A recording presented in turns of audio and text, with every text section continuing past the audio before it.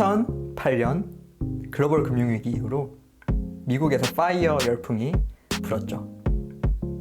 그리고 10년가량 이어진 미국 주식시장의 호황으로 수많은 파이어족들이 목표를 달성하고 성공적으로 엑시트했습니다. 이런 비슷한 일이 2020년대의 한국에서 일어날 것입니다. 누군가 만약 저에게 미국 주식시장하고 가장 연관성이 높은 지표를 하나 꼽으라고 한다면 저는 미국의 통화량을 꼽을 것이에요. 누군가 만약 한국의 주식시장하고 연관성이 가장 높은 지표를 하나 꼽으라고 한다면 저는 한국의 수출 금액을 꼽을 것입니다. 두 나라가 다르죠? 이게 어떤 의미일까요? 주식시장이라는 것은 그 나라의 경쟁력을 대변하는 숫자라고 할 수 있어요. 그리고 그 주가 지수하고 가장 연관성이 높은 어떤 지표를 찾아낸다는 것은 그러니까 그 나라의 경쟁력, 그 경쟁력의 핵심 원천이 무엇인가, 핵심 요인이 무엇인가를 찾아내는 작업이라고 할 수 있죠. 마이클 포터식으로 표현하면 약간 경쟁 우위와도 비슷한 개념인 것 같아요.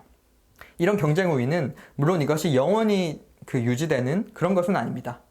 그렇지만 짧은 기간에 변하는 것도 아니고 10년, 수십 년간은 유지가 되는 그런 속성이 있죠. 그러니까 다시 얘기하면 미국 주식시장이 미국의 통화량과 밀접하게 관련이 있다는 말은 미국의 경쟁력이 곧 달러에 있다는 말과 동일합니다.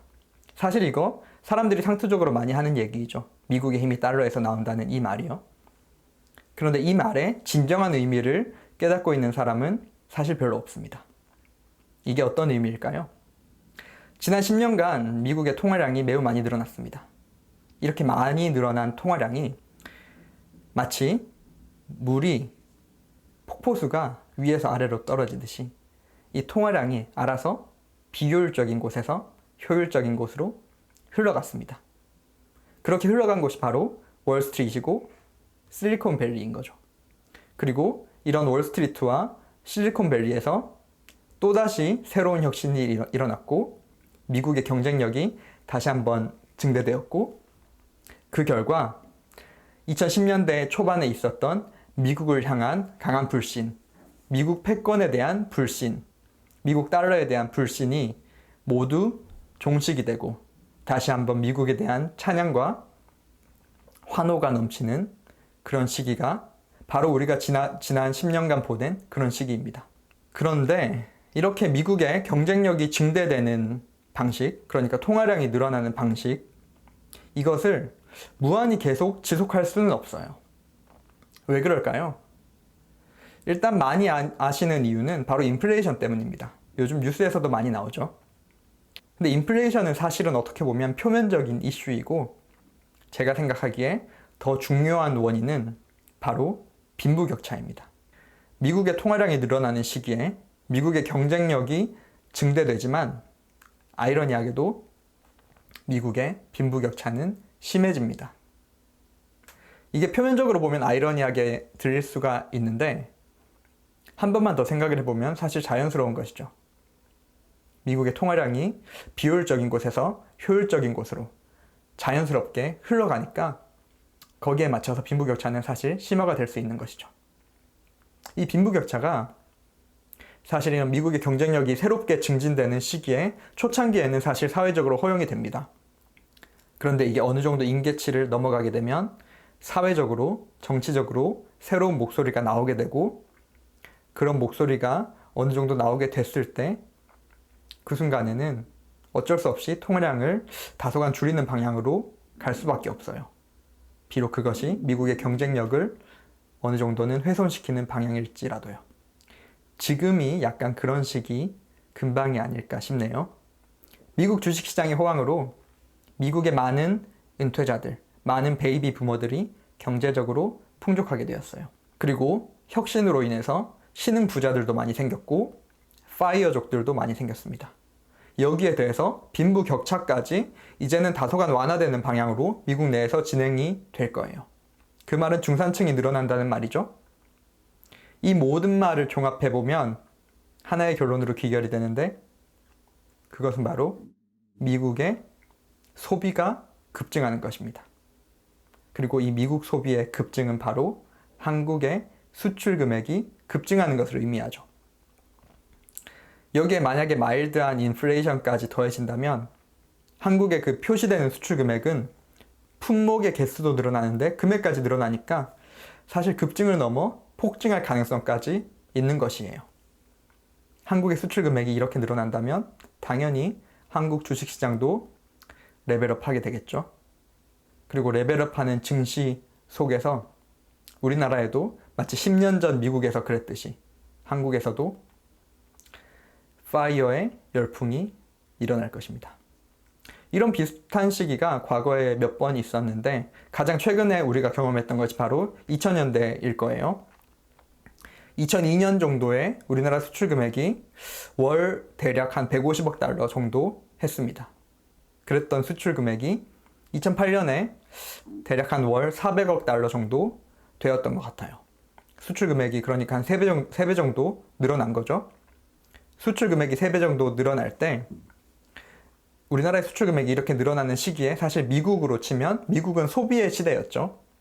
이 소비가 너무 만연해서 글로벌 금융위기까지 일어날 정도로 소비가 만연했던 시기였으니까요. 아무튼 이렇게 한국의 수출이 급증할 때 우리나라의 코스피도 500 정도의 값에서 2000 정도까지 4배 정도 레벨업을 했죠. 그리고 이 시기에 우리나라에서 사실 가치 투자가 자리 잡았고 수많은 그 뛰어난 개인 가치 투자자들이 생겼고 슈퍼개미들이 생겼고 또 많은 가치 투자 펀드들도 생겼습니다. 가치 투자뿐만 아니라 일반 펀드 열풍도 사실 이 시기에 있었죠. 본질적으로 이것과 동일한 일이 2020년대에 저는 벌어질 것이라고 생각을 하고 있고 사실 여기서 가치 투자만 파이어로 바꾼 것입니다. 본질은 동일한 것이죠. 제가 이제 서두에 미국의 경쟁력이 증대되는 시기에는 그 반대의 급부로 미국의 빈부격차가 심화되는 부정적인 면이 있다고 말씀을 드렸는데요. 한국의 수출 금액이 급증하는 시기, 그래서 한국 주식이 호황을 누리는 시기에 한국 사회가 겪게 되는 부정적인 면은 어떤 것이 있을까요? 저는 그것이 노동 문제라고 생각합니다. 노사 이슈가 있을 것이고 노동자 처우 문제가 사회적으로 불거질 것이에요. 생각해보면 당연하죠. 수출 금액이 늘어나는 초기에는 사실 노동 강도가 조금 늘어날지라도 그래도 회사가 돈을 잘 벌고 하니까 노동자들이 신나게 일을 할 수 있을 거예요. 그런데 수출 금액이 그냥 증가하는 것을 넘어 급증, 폭증의 시기로 가면 사실 노동자들의 노동 강도는 훨씬 심화될 것입니다. 그리고 회사는 돈을 훨씬 더 많이 벌게 될 것인데 그에 반해서 노동자들이 받는 수혜는 적을 것이죠. 이런 것들이 당연히 사회적으로 봤을 때는 노사 갈등, 노동 문제 이슈로 떠오를 수밖에 없을 것이고요. 그래서 2020년대 어느 순간에 우리나라 주식시장이 절정기를 구가할 때 노동 문제가 사회 이슈로 불거질 가능성이 있다고 저는 생각을 하는데 1960년대 중반부터 해서 한 1970년대 초중반까지 우리나라 주식시장이 그 당시 엄청난 호황을 누렸다고 합니다. 그리고 모르긴 몰라도 당시 우리나라 수출 금액도 정말 많이 증가를 하는 시기였을 거예요. 이렇게 우리나라 주식시장이 호황의 그 절정기를 지나고 있을 무렵 그 당시에 우리나라 노동운동의 상징으로 대변되는 전태일 열사께서 하늘나라로 가셨습니다. 구독과 좋아요를 눌러주시는 여러분들의 손길에 파이낸셜 인디펜던스의 행운이 깃들기를 바라겠습니다.